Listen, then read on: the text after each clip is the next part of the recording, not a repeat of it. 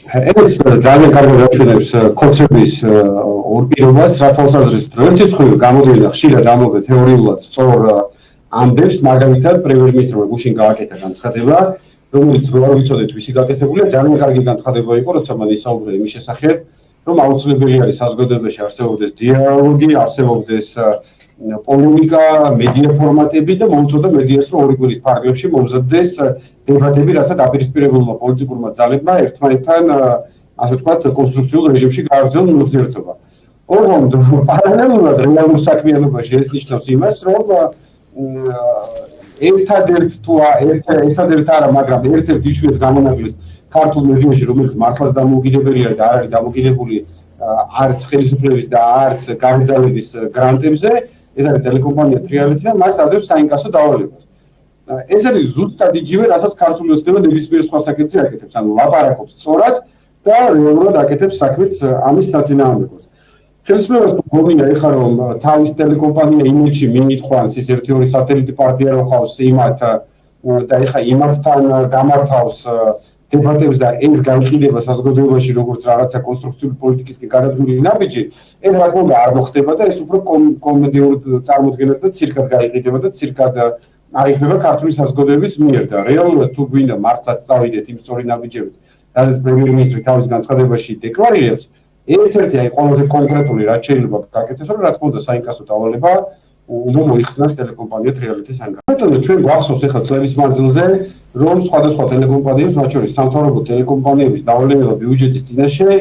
იზომებოდა 10 მილიონი ლარი, ზუსტად ციფრი არ მახსოვს, მაგრამ 20-30-40 მილიონზე იყო საუბარი და არც ერთი ეს ტელეკომპანია, რა თქმა უნდა,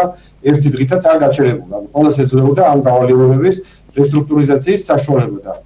ეხლა როდესაც ტელეკომპანია თრიალეთისგან გადასახადების ამოღებას შეეხება საქმე, ჩვენ ხედავთ რომ მოქმედებელი ისე გეგონება ეს ტელევიზია კი არ იყოს, არამედ რაღაცა სიგარეტის იმპორტს ახორციელებდეს და აქვს რაღაცა ფული და გადასახადებს არ ეხდეს. ყველამ ძალიან კარგად იცის საქართველოში, რომ ტელეკომპანიის საქმიანობა ეს არის წამგებიანი, რომლიდანაც არათუ მოგებას ვერ ნახულობს და დამფუძნებელი, არამედ პირიქით სახლიდან უწევს ხოლმე ყოველთვის გარკვეული თანხების ინვესტირება და ესე იგი პატრიკ კაციშვილის და ივანიშვილის ტელევიზიებზე მოქმედებს ხელისუფლება, რომ ლიბერალურად გეგმებულად ფული აყოლეთ გადასახდელი და ტელეკომპანია თრიალეთი, რომელსაც ძალიან კარგად იცის, რომ არანაირი ფინანსები არ შემთხვევაში უკაცრესობის ძებების გამოყენება ხდება. ეს შერჩევითობაზე მეტი არის, ეს არის უსინდისობა, რასაც ხელისუფლება ამ მიმართულებით აკეთებს და გარდა ამისა, წმინდა იურიდიულ საკითხებს და მედიის საკითხებს რო თავი დავანებოთ, არის აქვს კიდევ ერთი საკითხი, რომ როდესაც 2012 წელს ივანიშვილი ხელისუფლებაში მოდიოდა, მაშინ მან თხოვა ტელევიზიებს, რომ დაეთმოთ ეთერი. და ტელეკომპანია თრიალეთი იყო ერთ-ერთი იშვიათი გამონაკლისი, მაშინ მაესტრო თრიალეთი კავკასია, სულ რამოდენიმე არხმა მისცა საშუალება ივანიშვილს, რომ მართლაც გამოიყენებინა მისი ეთერი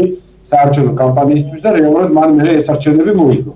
და ეხლა იმ ტოტს ჭრის იმ ხალხს ელუძვის და იმ ხალხს ასანქცირებს, ვინც მაშინ აი იმ რეპრესიებისა და ტერორის პირობებში გაბედა და მას ხარი დაუჭირა, რითიც ძალიან კარგად აჩვენებს ეს ადამიანი თავის მორალურ სახესაც. როცა საუბრობენ მასზე, რომ მეცენატი არის, აი ყოველთვის მეცინება ხოლმე,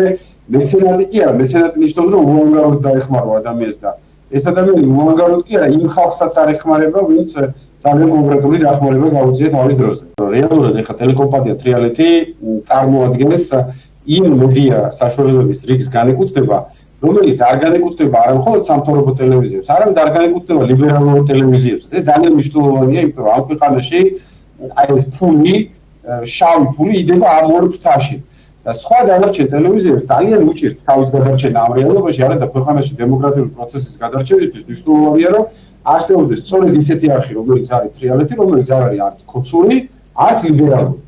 რომელიც ერთსაც აძლევს თავისი მოსაზრების გამოხატვის საშუალებას, მეორესაც აძლევს. რეალურად ყველა ტელევიზია ასეთი უნდა იყოს და ეს უბრალოდ ბოლო 10 წლების მანძილზე დამახინჯდა ეს რეალობა, როდესაც ტელევიზიები პირდაპირ იქნენ აფილირებული პოლიტიკურ ძალებთან და ტელეკომპანია თრიალეთი და მე ბევრი არ შემიძლია ნამდვილად ჩამოთვალო ასეთი მედია საქართველოში, არის ის ერთ-ერთი იშვიათი გამონაკლისი, რომელიც მართლაც მედიაა. ეხლა რუსთავი რის ტელევიზია, ან იმედი რის ტელევიზია, ან კავკასია დღეს უკვე რის ტელევიზია. ეს უყურა არის კონკრეტული პოლიტიკური პარტიების პრესსამსახურები. და ტელევიზია არის თრიალეთი და შეიძლება ერთ-ერთი უკანასკნელიც კი ამ ქვეყანაში, ამიტომაც ძალიან დიდი მნიშვნელობა აქვს არა მარტო თავისუფალი სიტყვისთვის, არამედ ზოგადად დემოკრატიული პროცესისთვის, იმიტომ რომ დემოკრატიული სისტემა ვერ იარსებებს, რა თქმა უნდა, თავისუფალი მედიის გარეშე.